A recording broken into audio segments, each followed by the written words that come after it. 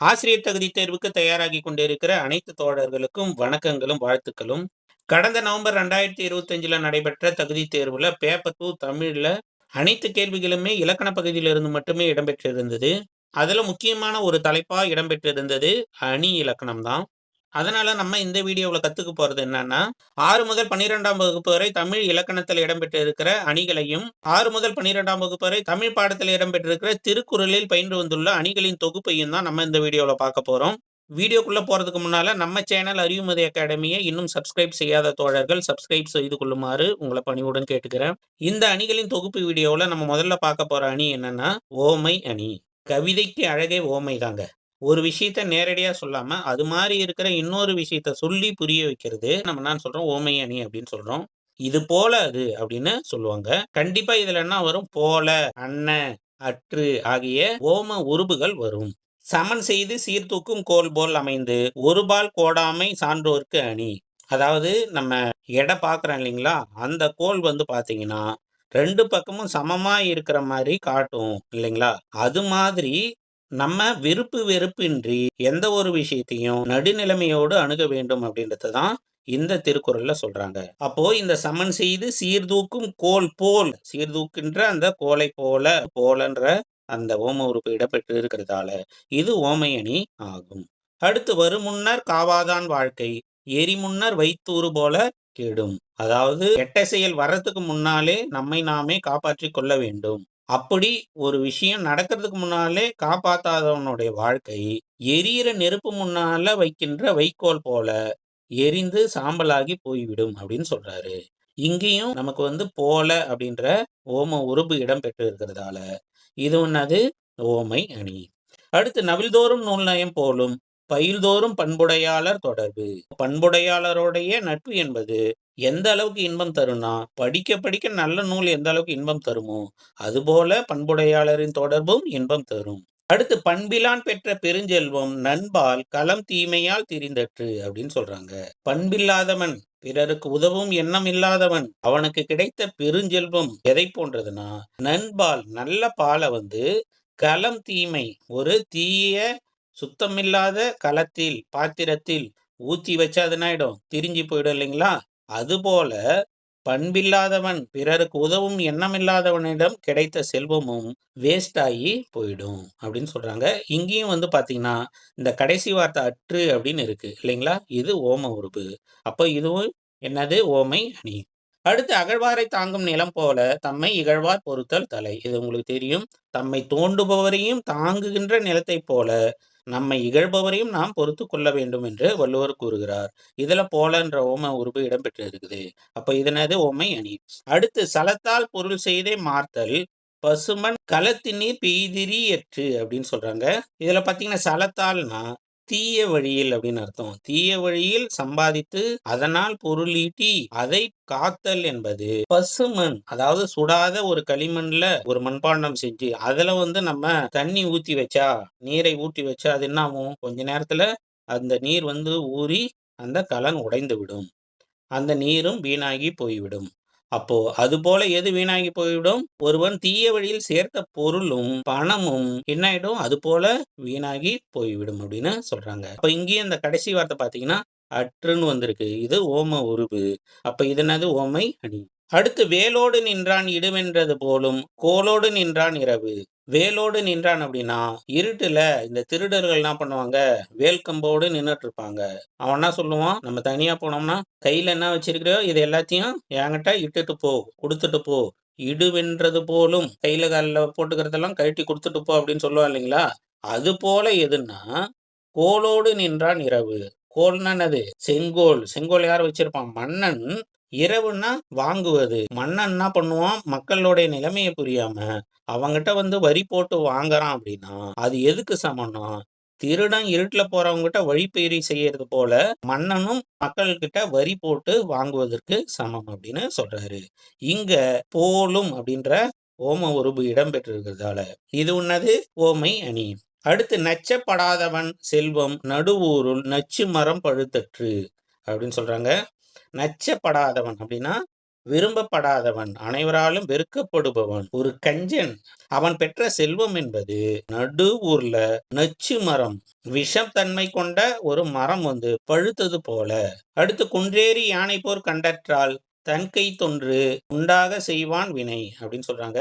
அதாவது குன்றேறி, குன்றின் மேல் ஏறி யானை போரை பார்ப்பது போல எளிதானது எது அப்படின்னா, தன்னுடைய கையில் தேவையான பொருளை, பணத்தை வைத்துக்கொண்டு ஒரு செயலை செய்ய செல்பவனுடைய அந்த செயல் எது மாதிரி எளிதானதுன்னா, குன்றேறி யானை போர் பார்ப்பது போல எளிதானது, இயல்பானது அப்படின்னு சொல்றாங்க. ஓம உருபு கண்டற்றால், அற்றால் அப்படின்னு இருக்கு இல்லைங்களா? அதுபோல அப்படின்னு இருக்கு. அப்போ இதுவும் என்னது? ஓமையணி. மக்களே போல்வர் கயவர் அவரென்ன ஒப்பாரியாங்கண்டதில் அப்படின்னு சொல்றாங்க. மக்களை போல, நன்மக்களை போலே கயவர்கள் இருப்பாங்க. அவர்களுடன் ஒப்பிடக்கூடியவர்கள் யாருமே இல்லை. யாருக்கு? மக்களை போலே கயவர்கள் இருப்பவர்களுக்கு. இந்த போல் என்பது ஓம உருபு. அப்போ இது என்னது? ஓமை அணி. அடுத்து சொல்ல பயன்படுவர் சான்றோர் கரும்பு போல் கொல்ல பயன்படும் கீழ் அப்படின்னு சொல்றாங்க. சொல்ல பயன்படுவர் சான்றோர் அப்படின்னா, நமக்கு தேவையான உதவியை ஒருத்தவங்ககிட்ட போய் சொல்லி, நம்மளுடைய கஷ்டத்தை எடுத்து சொல்லி, அப்போ அவங்க என்ன பண்ணுவாங்க? நமக்கு உதவி செய்வாங்க. அவங்க யாரு? நல்லவர்கள். இதே நம்ம போய் சொன்னாலாம் அவங்க நமக்கு செய்ய மாட்டாங்க. நம்ம அவன் கையில கால்ல உழுந்து கஷ்டப்பட்டு நம்ம நொந்து நூடுல்ஸ் ஆகுற வரைக்கும் வேடிக்கை பார்த்துட்டு நமக்கு எதுவும் உதவி செய்யாம இருக்கிறாங்க இல்லைங்களா? அவங்க யாரு? கீழ் மக்கள். அடுத்து மருந்தாகி தப்பா மரத்தற்றால் செல்வம் பெருந்தகையான் கண்படின் அப்படின்னு சொல்றாங்க. ஒரு மருத்துவ குணம் கொண்ட ஒரு மரம் பார்த்தீங்கன்னா, தன்னுடைய உறுப்புகள் எல்லாத்தையும் இந்த மக்களுக்கு மருத்துவத்துக்காக கொடுக்கும். அத்தகைய மருத்துவ குணம் கொண்ட ஒரு மருத்துவ மரத்தைப் போல, சான்றோரின் கையில் கிடைத்த, மேன்மக்களின் கையில் கிடைத்த ஒரு பெரிய செல்வம் அதுபோல எல்லா மக்களுக்கும் நன்மை தரக்கூடியதாக இருக்கும் அப்படின்னு சொல்றாங்க. இதுலயும் பார்த்தீங்கன்னா, அற்றால் அப்படின்னு வந்திருக்குது. அப்போ இது உவமை அணி. அடுத்து சுட சுடரும் பொன்போல் ஒளிவிடும் துன்பம் சுட சுட நோகிற்பவர்க்கு அப்படின்னு சொல்றாங்க. சுட சுடரும். இப்போ நம்ம பொண்ணை சுட்டோம்னா அது என்ன? அது ஒளி வீசும். அதுபோல துன்பம் சுட சுட நமக்கு துன்பம் வர வர அதை தாங்கிக் கொள்பவர்களும் அதை போல ஒளிவிடுபவர்களாக வருவார்கள் அப்படின்னு சொல்றாங்க. இப்ப இதுல போல் என்ற ஓமை உறுப்பு இருக்கிறதால இது என்னது? ஓமை அணி. அடுத்து உடம்பாடு இல்லாதவர் வாழ்க்கை உடங்கருள் பாம்போடு உடனுறை தற்று அப்படின்னு சொல்றாங்க. ஒத்து போவாதவனோட ஒரே வீட்டுல இணைஞ்சு வாழறதுன்றது பாம்போடு ஒரே வீட்டுல வாழறதுக்கு சமம் அப்படின்னு சொல்றாங்க. இதுல கடைசியில அற்று அப்படின்ற ஓம உறுப்பு இருக்கிறதால இது என்னது? ஓமை அணி. அடுத்து சொற்பொருள் பின்வரு நிலை அணி. முன்னர் வந்த சொல்லும் பொருளும் பின்னர் பல இடங்களிலும் வருவது சொல்பொருள் பின்வரு நிலையணி அப்படின்னு சொல்றாங்க. ஒரே வார்த்தை பார்த்தீங்கன்னா அடுத்தடுத்து நிறைய வரும். அதுதான் அது சொற்பொருள் பின்வரு நிலையணி. இப்போ எடுத்துக்காட்டா பார்த்தீங்கன்னா, குணம் நாடி குற்றமும் நாடி அவற்றுள் மிகை நாடி மிக்க கோளல் அப்படின்னு இருக்கு. இதுல பார்த்தீங்கன்னா நாடின்ற வார்த்தை 3 இடத்துல வந்திருக்குது. அப்போ இது சொற்பொருள் பின்வரு நிலையணி. அடுத்து செல்வத்துள் செல்வம் செவிச்செல்வம் அச்செல்வம் செல்வத்துள் எல்லாம் தலை. இதுல செல்வம்ன்ற வார்த்தை 1 2 3 4 5 இடத்துல வந்திருக்குது. அப்போ இது சொற்பொருள் பின்வரு நிலையணி. அடுத்து பொருள் அல்லவரை பொருளாக செய்யும் பொருள் அல்லதில்லை பொருள் அப்படின்னு இருக்கு. இதுல பொருள்ன்ற வார்த்தை பார்த்தீங்கன்னா ஒரு 4 இடத்துல வந்திருக்குது. அப்போ இது சொற்பொருள் பின்வரு நிலையணி. அடுத்து இன்மையுள் இன்னாது யாதெனில் இன்மையின் இன்மையே இன்னாதது அப்படின்னு இருக்கு. இதுலயும் பார்த்தீங்கன்னா இன்மை அப்படின்றது 1 2 3 இடத்துல வந்திருக்குது. அடுத்து பற்றுக பற்றற்றான் பற்றினை அப்பற்றை பற்றுக பற்று விடற்கு 6 இடத்துல இருக்கு. சொற்பொருள் பின்வரு நிலையணி. அடுத்து எப்பொருள் யார் யார் வாய் கேட்பினும் அப்பொருள் மெய்ப்பொருள் காண்பது அறிவு. இதுல எந்த வார்த்தை வந்திருக்குது? பொருள்ன்ற வார்த்தை வந்திருக்குது. அடுத்து எண்ணிய எண்ணியாங்கு எய்துவ எண்ணியார் திண்ணியர் ஆக பெறின். இதுலயும் பாத்தீங்கன்னா எண்ணியன்ற வார்த்தை 3 இடத்துல வந்திருக்குது. அடுத்து நோய் நாடி நோய் முதல் நாடி அது தணிக்கும் வாய் நாடி வாய்ப்பை செயல் நாடி அப்படின்ற வார்த்தை 3 இடத்துல வந்திருக்குது. அடுத்து ஏகதேச உருவக அணி. இது ஒரு முக்கியமான அணி. இரு பொருள்களில் ஒன்றை மட்டும் உருவகப்படுத்தி மற்றொன்றை உருவகப்படுத்தாமல் விடுவது ஏகதேச உருவக அணி. 2 பொருள் இருக்கும். அதுல ஒன்றை மட்டும் உருவகப்படுத்திட்டு ஒன்றை உருவகப்படுத்தாமலே விட்டுருவாங்க. நம்மளோட யூகத்துக்கே விட்டுருவாங்க. அப்படி இருந்தா அது என்னது? ஏகதேச உருவக அணி. முக்கியமானது இது. அதனால இந்த திருக்குறள்லாம் இந்த அணிதான நல்லா ஞாபகம் வச்சுங்க. சினமென்னும் சேர்ந்தாரை கொல்லி இனமென்னும் ஏமப்புனைய சுடும். இதுல பார்த்தீங்கன்னா, சினம் என்பது நெருப்போடு ஒப்பிட்டு சொல்லியிருக்கிறாங்க. ஆனா, அந்த நெருப்பு எரிக்கின்ற பொருள் எதுன்னு நேரடியா சொல்லல. அப்போ இது வந்து ஏகதேச உருவகணி. அடுத்து பெருமைக்கும் ஏனை சிறுமைக்கும் தத்தம் கருமமே கட்டளைக்கல் அப்படின்னு சொல்லியிருக்கிறாங்க. இது முக்கியமான ஒரு குறள். ஒருவனுடைய உயர்வுக்கும், அவனுடைய தாழ்வுக்கும், அவனுடைய முன்வினை, முன் செயல்களே உரைக்கல். உரசி பார்க்கின்ற கல் எதுனா, அவனுடைய முன்வினை அப்படின்னு சொல்றாங்க. இதுல முன்வினைய கட்டளைக்கல், அதாவது உரைக்கல்லோடு ஒப்பிட்டு பெருமையும் சிறுமையும் தங்கத்தோடு ஒப்பிடாம குறிப்பிட்டிருக்கிறதால இதை நம்ம என்ன சொல்றோம், ஏகதேச உருவகணி அப்படின்னு சொல்றோம். அடுத்து அன்பு, நான், ஒப்புரவு, கண்ணோட்டம், வாய்மையோடு 5 சால்பு ஊன்றிய தூண் அப்படின்னு இருக்கு. இதுல பாத்தீங்கன்னா அன்பு, நான், ஒப்புரவு, கண்ணோட்டம், வாய்மை ஆகிய 5ம் தூண்கள் அப்படின்னு சொல்லியிருக்கிறாங்க. எதை தாங்குகின்ற தூண்கள் அப்படின்னு சொல்லல. சான்றாண்மைய அந்த கட்டடமா உருவகம் செய்யல. ஆனா இந்த 5ஐயும் தூண்களா உருவகம் செஞ்சிருக்கிறாங்க. அப்போ இது வந்து என்னது, ஏகதேச உருவகணி. அடுத்து ஊழி பெயரினும் தாம் பெயரார் சான்றாண்மைக்கு ஆழி எனப்படுவார் அப்படின்னு சொல்லியிருக்காங்க. அதாவது ஊழி, எவ்வளவு காலமானாலும் தாம் கொண்ட கொள்கையில் உறுதியாக இருப்பவர்கள் யாருன்னா சான்றாண்மைக்கு ஆழி எனப்படுவார். சான்றாண்மையை ஆழி, அதாவது கடலோடு ஒப்பிட்டு சொல்லி இருக்கிறாங்க. ஆனா அந்த கடற்கரை வந்து யாருன்னு இங்க சொல்லல. அப்போ இது வந்து ஏகதேச உருவகணி. அடுத்து உழுவார் உலகத்தார்க்கு ஆணி அஃதாற்றாது எழுவாரை எல்லாம் பொறுத்து அப்படின்னு சொல்லியிருக்கிறாங்க. இதுல உழுபவர், அதாவது உழவர்களை உலகத்திற்கு அச்சாணி போன்றவர்கள் அப்படின்னு சொல்லியிருக்கிறாங்க. ஆனா அந்த அச்சாணி கொண்ட அந்த வண்டி வந்து உலகன்றத இங்க சொல்லாம விட்டுருக்கிறாங்க. அப்போ ஒன்ன மட்டும் உருவகப்படுத்தியிருக்கிறாங்க. அப்ப இது என்னது, ஏகதேச உருவக அணி. அடுத்து இல்பொருள் ஓமை அணி. உலகத்துல இல்லாத ஒரு பொருளை கூட நம்ம என்ன பண்ணுவாங்க, ஒரு சில நேரத்துல ஓமையா சொல்லுவாங்க. அந்த மாதிரி சொன்னா அது என்னது, இல்பொருள் ஓமை அணி. இப்ப எடுத்துக்காட்டா வலியின் நிலைமையான் ஒல்லுருவம் பெற்றம் புலியின் தோல் போர்த்து மேய்ந்தற்று அப்படின்னு சொல்லியிருக்கிறாங்க. புலியின் தோல் போர்த்திய ஒரு பசு வந்து மேய்ந்தது போல அப்படின்னு சொல்லியிருக்கிறாங்க. புலியின் தோல் போர்த்திய பசுன்னு ஒண்ணு கிடையாது இந்த உலகத்துல. அப்போ அது வந்து இல்பொருள் ஓமையணி. காட்டினின் முயலை வெற்றி கொன்ற அம்பை விட யானைக்கு குறிவைத்து பிழைத்த வேல் ஏந்துதல் இனிது அப்படின்னு சொல்லியிருக்கிறாங்க. இதுவும் இல்பொருள் ஓமை அணி. அடுத்து பிரிதும் மொழிதல் அணி. பிரிதும் மொழிதல் அணினா ஓமை மட்டும் கூறி அதன் மூலம் கூற வந்த கருத்தை உணர வைப்பது பிரிதும் மொழிதல் அணி அப்படின்னு சொல்றாங்க. வேற ஒண்ணும் இல்ல, இதுல இந்த ஓமை மட்டும்தான் இருக்கும். எதோட ஒப்பிடுறாங்கன்றதெல்லாம் இருக்காது. நம்ம தான் அதை குறிப்பால உணர்ந்துக்கணும். இப்ப நம்ம பழமொழியெல்லாம் சொல்றாங்க இல்லைங்களா, ஆட தெரியாதவன் தெருக்கோணல்னு சொன்னானா அப்படின்னு சொல்றான் இல்லைங்களா. அப்போ அதுக்கு என்ன அர்த்தம், அவனுக்கு அந்த வேலை தெரியல, ஆனா ஏதோ ஒரு சாக்கு போக்கு சொல்றான் இல்லைங்களா.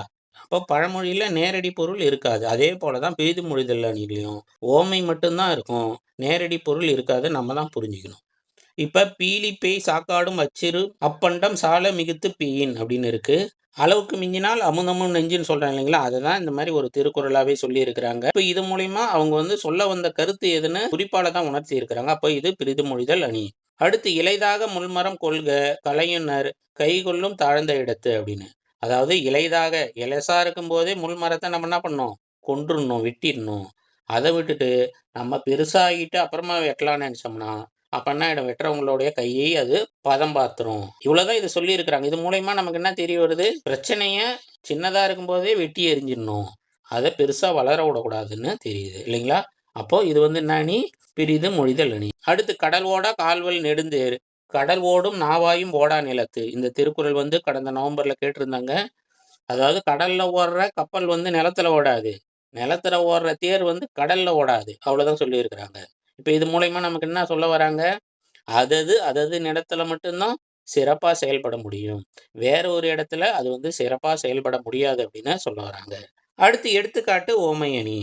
ஓமை ஒரு தொடராகவும் ஓமேயம் ஒரு தொடராகவும் வந்து ஓம உருபு மறைந்து வந்தால் அது எடுத்துக்காட்டு ஓமை அணி. ஓமை அணிக்கு எடுத்துக்காட்டு ஓமை அணிக்கு ஒரு சின்ன வித்தியாசம் தான். நம்ம முதல்ல பார்த்த ஓமை அணியில வந்து ஓம உருபு வரும், அதாவது போல, அன்ன, அற்று ஆகிய ஓம உருபுகள் வரும். இதுல வந்து ஓம உருபு வராது. அதுக்கு எடுத்துக்காட்டு வந்து பாத்தீங்கன்னா பண்ணெண்ணாம் பாடற்கு ஏபின்றேல் கண்ணெண்ணாம் கண்ணோட்டம் இல்லாத கண் அப்படின்னு சொல்றாங்க. பாட்டுக்கு எப்படி பண், அதாவது அந்த இசை முக்கியமோ அது போல கண்ணுக்கு கண்ணோட்டம் முக்கியம் அப்படின்னு சொல்றாங்க. அது போலன்ற வார்த்தை ஆனா இங்க வரல. பாட்டுக்கு இசை முக்கியம், கண்ணுக்கு கண்ணோட்டம் முக்கியம், அவ்வளவுதான் சொல்லி இருக்கிறாங்க. அடுத்து வேற்றுமை அணி. இரண்டு பொருளுக்கு இடையே உள்ள ஒற்றுமையை கூறி பிறகு அவற்றுள் ஒன்றை வேறுபடுத்தி காட்டுவது வேற்றுமை அணி. தீயினால் சுட்ட புண் உள்ளாரும் ஆறாதே நாவினால் சுட்டவடு. தீயினால் சுட்ட புண்ணும் நாவினால் சுட்ட புண்ணும் ரெண்டுமே புண்ணாக்கும் அப்படின்னு சொல்றாங்க. ஆனா தீயினால் சுட்டது ஆறிடும், நாவினால் சுட்டது ஆறாது அப்படின்னு சொல்றாங்க. முதல்ல ஒற்றுமையை சொல்லிட்டாங்க, அப்புறம் வேற்றுமையை சொல்றாங்க. அந்த மாதிரி இருந்தால் அது வேற்றுமை அணி. அடுத்து வஞ்ச புகழ்ச்சி அணி. வஞ்ச புகழ்ச்சின்னா புகழ்வது போல இகழ்வதும் இகழ்வது போல புகழ்வதும் தான் வஞ்ச புகழ்ச்சி அணி. தேவர் அணையர் கயவர் அவரும் தான் மேவன செய்தொழுகலான் அப்படின்னு சொல்றாங்க. தேவர்களோட நிலையை தாழ்த்தி சொல்வது போல நமக்கு தோன்றினாலும் அவரும் தான் மேவன செய்தொழுகலான். அதாவது தேவர்களை கயவர்களோட ஒப்பிட்டு தேவர்களின் நிலையை தாழ்த்துவது போல நமக்கு தோன்றினாலும் பின்னால தேவர்கள் உயர்வானவர்கள் என்று தான் சொல்லி முடிக்கிறாங்க. அப்ப இது வஞ்ச புகழ்ச்சி அணி. அடுத்து நிரல் நிறை அணி அப்படின்னா என்ன? இதுல ஒரே ஒரு குறள் தான் இருக்கு. அன்பும் அறனும் உடைத்தாயின் இல்வாழ்க்கை பண்பும் பயனும் அது. இப்ப இதுல பாத்தீங்கன்னா அன்பும் அறனும் பண்பும் பயனும் அப்படி வருது இல்லைங்களா? இந்த மாதிரி வந்தா இது நிரல் நிறை அணி. அடுத்து உருவக அணி. ஓமை ஓமேயம் என்னும் இரண்டும் ஒன்றே என்று தோன்றுவது போல கூறுவது உருவக அணி. இரவென்னும் ஏமாப்பில் தோணி கரவென்னும் பார்த்தாக்க பக்குவிடும். இதுக்கு அர்த்தம் என்னன்னா இரத்தல்னா ஒருத்தவங்கிட்ட பொருளை வேண்டுதல், பிச்சை எடுத்தல் அப்படின்னு கூட சொல்லலாம். நம்மளுடைய வறுமையை போக்குவதற்காக ஒருத்தவங்கிட்ட இறந்து பெறுவது, கெஞ்சி கேட்டு அதன் மூலயமா தன்னுடைய வறுமையை போக்கிக்கலாம், கடன் வாங்கி போக்கிக்கலாம், ஒருத்தவங்கிட்ட இனாமா காசு வாங்கி நம்மளுடைய வறுமையை போக்கிக்கலாம் அப்படின்னு நினைக்கிறவங்க கடல்ல வழி தெரியாத ஒரு தோணியில ஏறுற மாதிரி அந்த தோணி ஏதாவது ஒரு பாறையில மோதி அது கொலாப்ஸ் ஆயிடும் அப்படின்னு சொல்றாங்க. அப்போ இங்க இரவை தோணியோடும் கரத்தலை பாறையோடும் ஒப்பிட்டு சொல்லியிருக்கிறாங்க. ஆனா இதுல எது ஓமை எது ஓமைன்னு பிரித்தறிய முடியாத அளவுக்கு இருக்கிறதால இது என்னது உருவக அணி. இவ்வளவுதாங்க.